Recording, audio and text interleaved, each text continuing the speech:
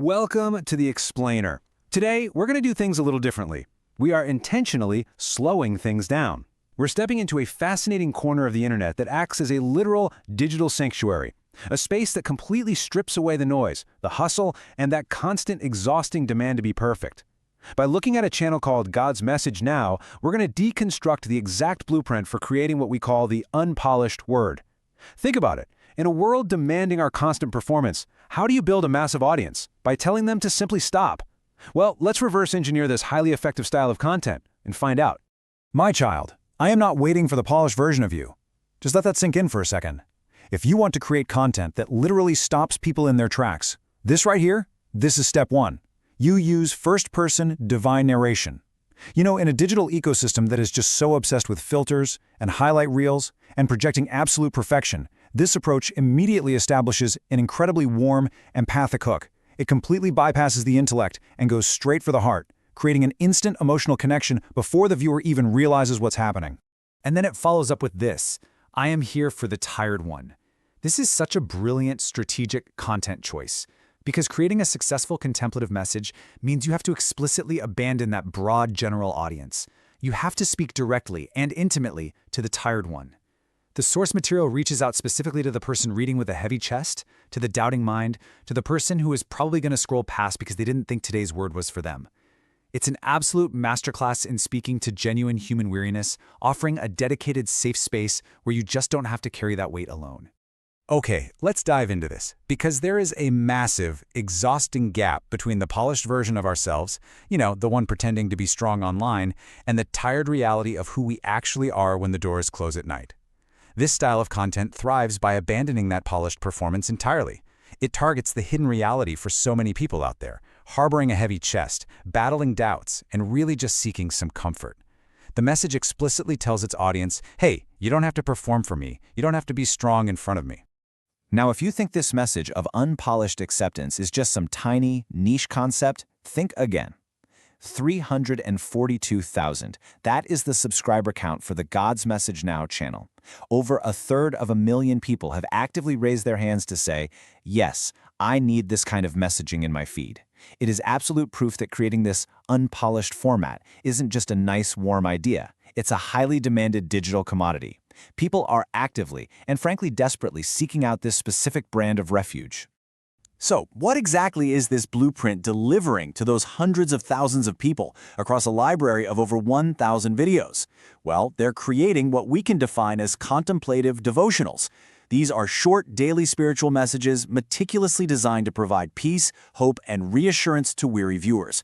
They aren't out here trying to teach complex theology or spark some heated debate in the comments, not at all. They are quiet moments carved out of a very loud internet, focusing purely on hope, healing, and divine providence. Now, what's really interesting about this slide is how they figure out exactly what their audience is craving. The creator actually asked their community directly, putting out a poll: what do you need most from God this week? And out of over 400 votes, the core options speak volumes. People chose peace, strength, hope, and to feel less alone. This right here is a masterclass in audience research for creating future videos.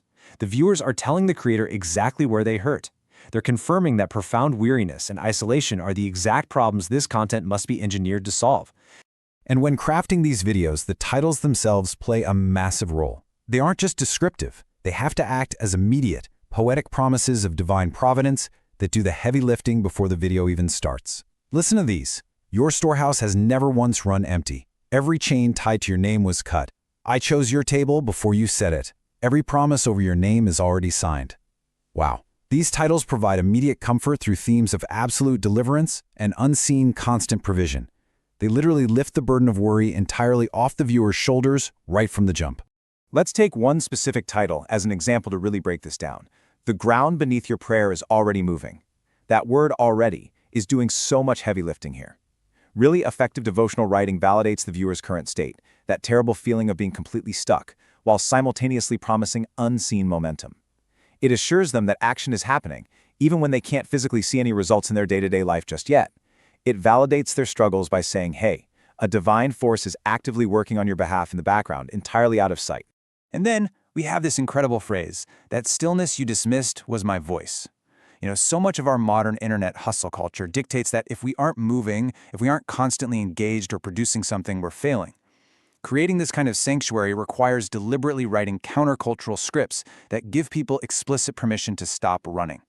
It reframes a lack of action, that quiet, empty space we so often fear, as something sacred and intentional. It reminds us that peace isn't found in the frantic noise, but in the silence. So how do you actually build the engine that keeps this peaceful channel running and growing? Well, you do it by creating a simple, low-barrier way to engage. First, they ask viewers to comment Amen if the message found them at the right moment. Even a channel focused on stillness needs a strategic, low-friction call to action to trigger the algorithm so someone else who needs it will see it. Second, they provide a link to get 7 free daily devotionals delivered straight to the viewer's inbox.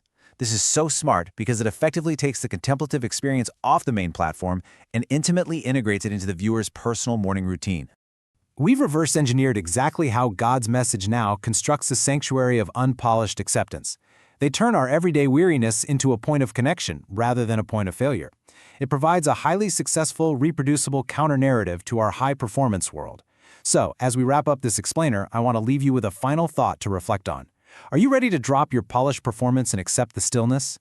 And perhaps even more importantly, are you ready to start creating these spaces of stillness for others in your own digital world? Thank you so much for exploring this with me today.